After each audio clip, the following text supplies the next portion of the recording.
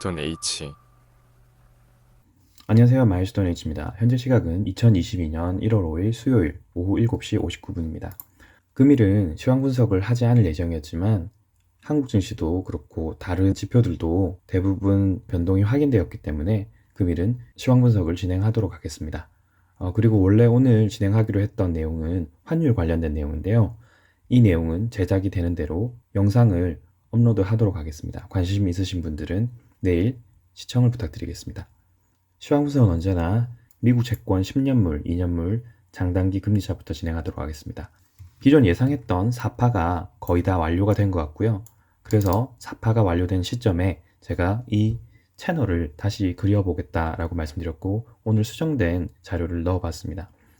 채널 구성을 어떻게 하느냐라고 물어보시는 분도 계셨는데 저 같은 경우는 89년부터 현재까지 미국 기준으로 큰 3번의 경제 위기가 있었는데 여기서 나타났던 현상들을 기간과 파동 형태를 분석을 해서 그 비율을 여기다가 적용을 해봤습니다.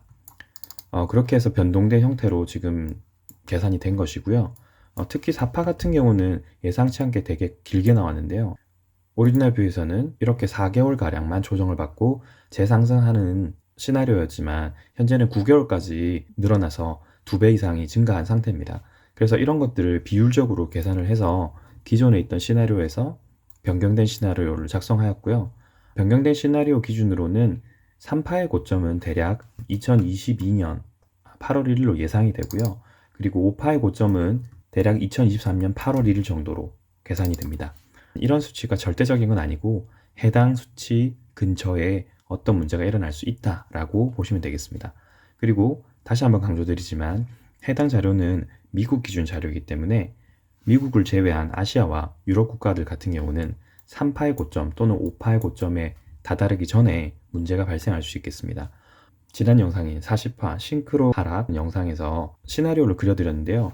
그 시나리오가 맞다면 현재 진행되고 있는 상승 3파의 마지막 구간에서 한국은 문제가 먼저 발생할 수 있고 이후에 미국은 4파 조정 또는 5파 마지막 구간에서 문제가 될 수 있다라고 판단을 합니다. 그리고 이 4파가 완전히 마무리되었는지는 보조지표들을 통해서 한 번 더 확인해 보도록 하겠습니다. 일본 기준으로 보시게 되면요. RSI와 스토캐스틱이 과매도권에서 이렇게 상승하는 모습을 보여주고 있고요. 스토캐스틱 역시도 과매도권에서 상승을 하면서 지표상으로는 큰 장대 양봉을 만들고 있습니다. 하락이 거의 9개월, 이렇게 9개월 정도 진행됐기 때문에 당장에 아주 급격한 상승을 만들기보다는 서서히 이런 식으로 돌리면서 상승할 가능성이 높습니다.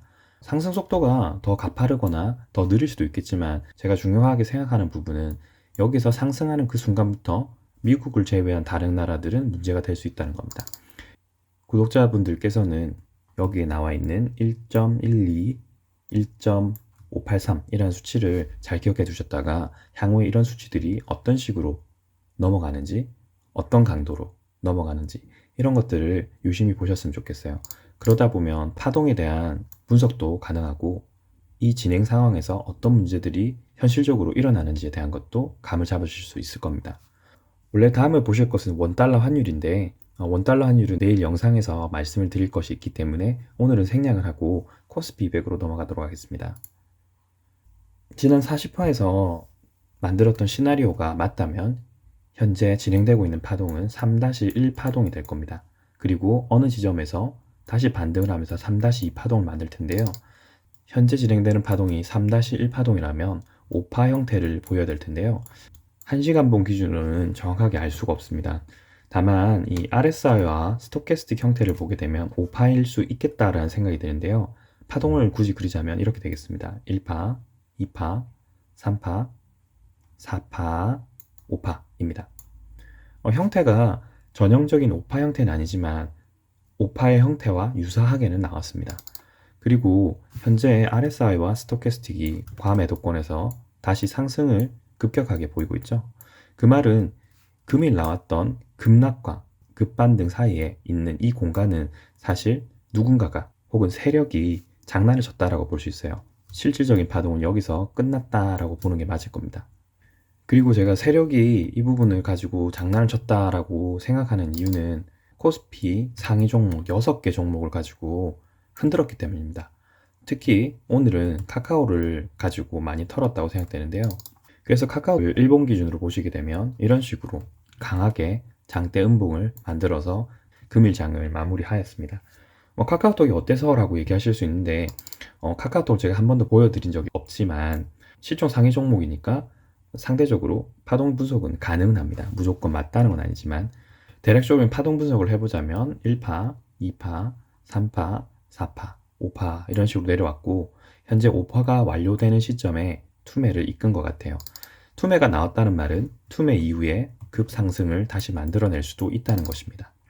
그동안 카카오톡을 횡보시키면서 하락을 한번 시켰지만 세력들이 원하는 만큼 물량이 나오지 않은 것 같아요. 그래서 오늘 마지막으로 털어버린 것 같고 그러면서 증시가 급락을 하였던 것 같습니다.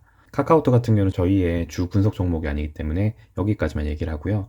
혹시나 구독자분들 중에서 카카오톡에 대해서 관심 있으신 분들은 댓글란에 좀 남겨주시면 상황을 보고 따로 분석을 해보는 시간을 갖도록 하겠습니다.